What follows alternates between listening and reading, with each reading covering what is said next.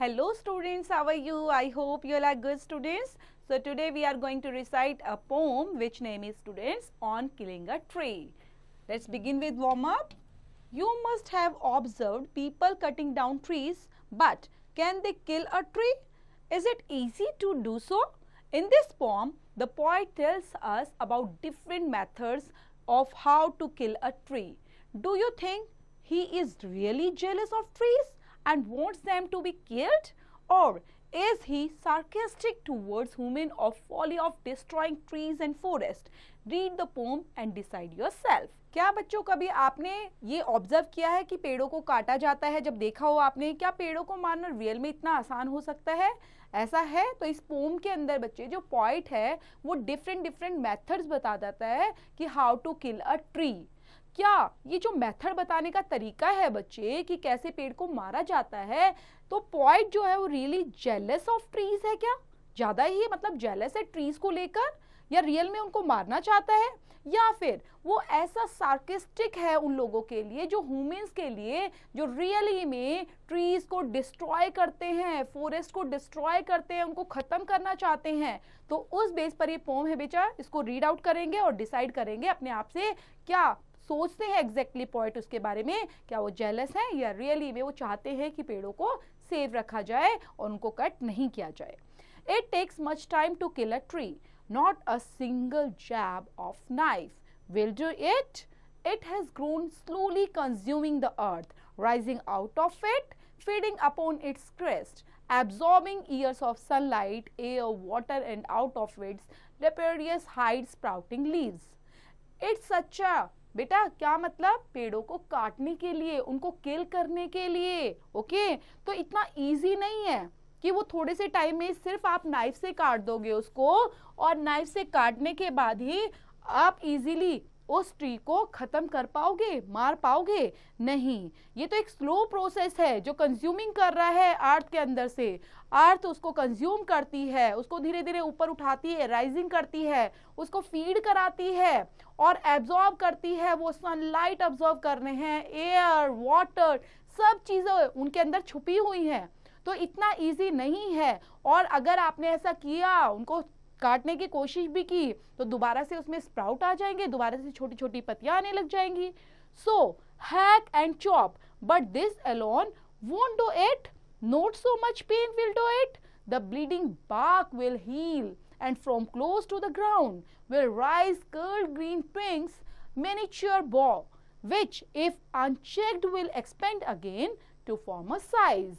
सो hack करना, hack करते रहना, कट करना उनको रफली तरीके से, और उनको हैवी ब्लोज देना, चॉप करते रहना। तो ये सब तरीके जो हैं उनको मारने के हैं। क्या वो अकेले पेड़ को भी इस तरह से मार पाएंगे? उनको क्या पेन दे पाएंगे? जो उनको ब्लीडिंग हो रही है, मतलब एक तरह से बच्चे जो उनको काटा जा रहा है बाग से, तो उनकी बाग से तो ब्लीडिंग करते हुए दोबारा से आ सकती है, उन पर ग्रीन ट्विंग्स आ सकती है, कर्ल करते हुए उनके आसपास और चीजें जो पूरा सनलाइट तक वो ऊपर बैठी हुई हैं, मतलब जो उनका फीड करने का तरीका है वो ऊपर तक चला गया है, और सनलाइट में आराम से बैठकर उनकी जो शाखाएं हैं और ज्यादा कर्ल होते होते ग्रीन ट्विंग्स बनाती रहती हैं।